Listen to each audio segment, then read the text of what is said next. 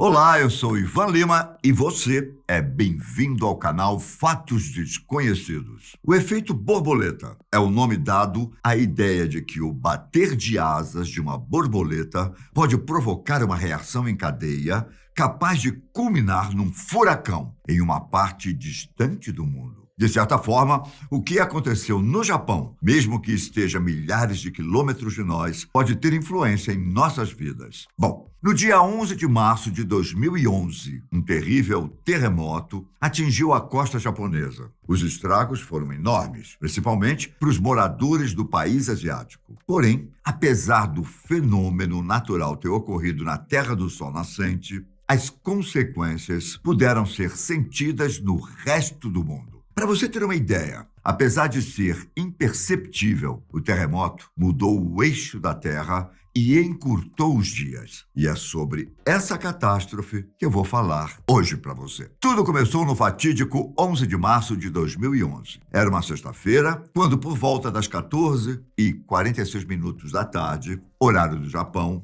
um terremoto com 9 graus de magnitude aconteceu num ponto do Oceano Pacífico, a 130 quilômetros ao leste da cidade de Senda. Era o maior evento do tipo já registrado no país. O abalo sísmico foi mas tão forte que não apenas sacudiu, como também deslocou o Japão. A força dos tremores foi o suficiente para empurrar para o leste a ilha de Honshu, a maior do país. O atrito entre as placas tectônicas da Eurásia e do Pacífico, que provocou o abalo, também causou a maior movimentação de terra já registrada, de cerca de 50 metros. Essa movimentação jogou o mar para cima, consequentemente, ocasionando um enorme e terrível tsunami. Bom, de certo modo, o Japão está acostumado com terremotos. Entretanto, além desse tremor ter uma magnitude extremamente alta, causou uma série de acontecimentos que até então eram inéditos para a história do Japão, ao menos ocorrendo simultaneamente. Na verdade, apesar de estarem acostumados com terremotos,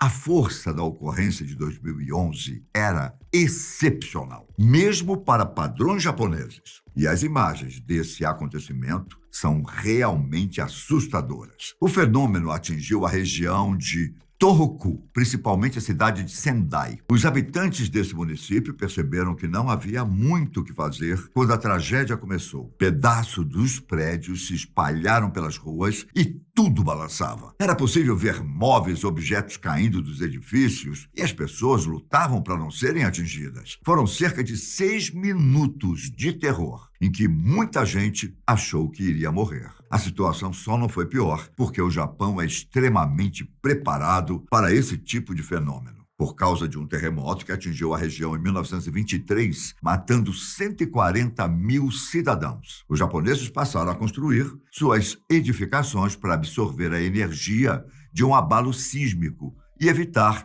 que os prédios desabassem. Sem sombra de dúvidas, esse fato amenizou um pouco as consequências do desastre de 2011, mesmo que a destruição ainda tenha sido grande. Só que, como eu citei anteriormente, como se não bastasse um terrível terremoto, o Japão ainda teve que lidar com um tsunami causado pelo abalo sísmico. Cerca de 3 minutos depois dos tremores, foi disparado um aviso de onda gigante. Só que até então ninguém sabia o tamanho do problema que estava por vir. Inicialmente, acreditavam que a magnitude do terremoto era de 7,9 e calcularam que as ondas do tsunami teriam entre 3 e 6 metros de altura. Só que as ondas chegaram a 10 metros de altura. Em alguns pontos atingiram 15 metros. Você consegue imaginar o terror que as pessoas passaram diante de ondas tão altas? Minutos depois, o governo emitiu outro alerta, avisando que as ondas podiam ter 10 metros. Mas era tarde demais. O tsunami estava muito perto para as pessoas terem uma reação que pudessem salvar suas vidas. Cerca de meia hora após o terremoto, as ondas chegaram varrendo tudo à sua frente. Carros, embarcações, aeronaves, helicópteros, caminhões, vans, Tudo foi destruído pela força da água. A cidade de Miyako, a cerca de 250 quilômetros do norte de Sendai, também foi atingida pelas ondas e igualmente destruída. Especialistas ainda registraram 125 tremores secundários, decorrentes do grande terremoto. O resumo do estrago foi calculado em milhares de edificações arrasadas, 5 milhões e meio de moradias sem energia, mais de 200 mil desabrigados e o número de mortos beirava os 20 mil. Cerca de um ano após o ocorrido, o governo japonês divulgou os números do estrago. Cerca de 330 mil pessoas ainda viviam em abrigos temporários. Mais de 300 mil prédios foram destruídos e outros 1 milhão ficaram danificados. Além disso, 4 mil estradas, 78 pontes e 29 linhas férreas também foram para o saco. O prejuízo foi de mais ou menos 200 bilhões de dólares. Muita desgraça para um país só, não é? Bom, calma,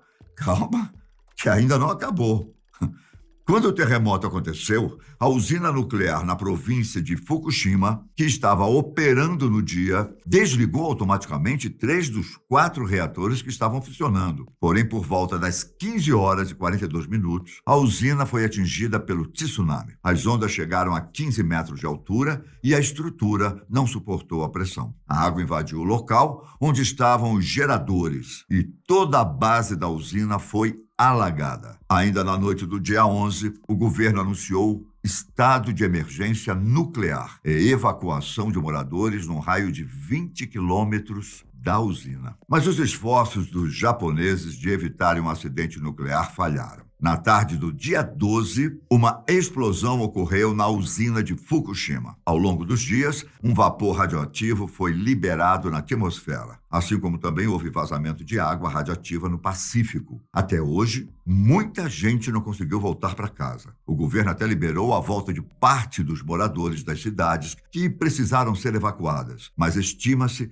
que esses locais só sejam 100% liberados em 2022. Trágica essa história, não é? Bom, em apenas um dia, o Japão foi atingido por terremoto, tsunami e acidente nuclear. O que pouca gente sabe, caro amigo, é que, além do país asiático, o resto do mundo também foi afetado por esse terremoto. Mesmo que, para nós, as consequências sejam praticamente imperceptíveis. A catástrofe natural não só provocou tremores no Japão, como gerou ainda microterremotos e tremores em todo o planeta, principalmente em lugares já conhecidos por sua atividade sísmica. O abalo desencadeado nesses eventos provavelmente não excedeu a magnitude 3. A lista de locais afetados incluiu o sudoeste do Japão, Taiwan, Ilhas Aleutas e Alasca continental, Ilha de Vancouver, no Canadá, estado de Washington, Oregon, Califórnia e boa parte do centro dos Estados Unidos. Alguns dos terremotos ocorreram em áreas de baixa atividade, como o centro de Nebraska, o centro de Arkansas e perto de Pequim. Tremores foram detectados até em Cuba. Equipes de cientistas esperam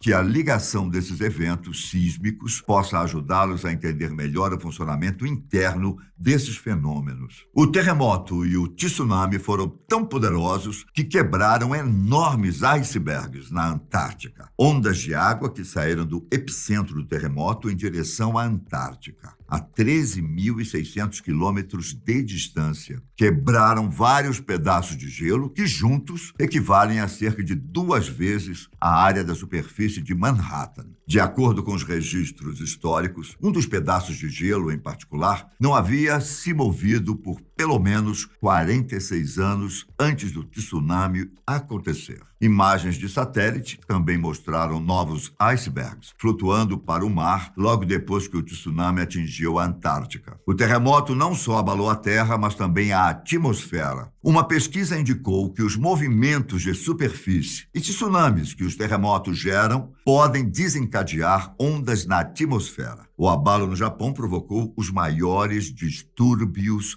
já vistos, criando ondulações em partículas eletricamente carregadas que chegam a quase 350 quilômetros acima da Terra. O fenômeno de 2011 foi tão forte que alterou até a força da gravidade sobre a área afetada. Os cientistas usaram satélites para analisar o campo de gravidade da área antes e depois do terremoto. O abalo sísmico afinou ligeiramente a crosta, causando uma leve redução no campo de gravidade local. Os pesquisadores agora estão interessados em ver se conseguem detectar mudanças no campo gravitacional pós-terremoto, à medida que a crosta volta ao seu lugar. Mas sabe o que é mais interessante em toda essa história? Curiosamente, os dias aqui na Terra foram encurtados. Parece loucura, não é? Mas isso é a mais pura verdade. Uma análise realizada poucos dias depois do abalo descobriu que o tremor acelerou a rotação da Terra, encurtando a duração do dia de 24 horas em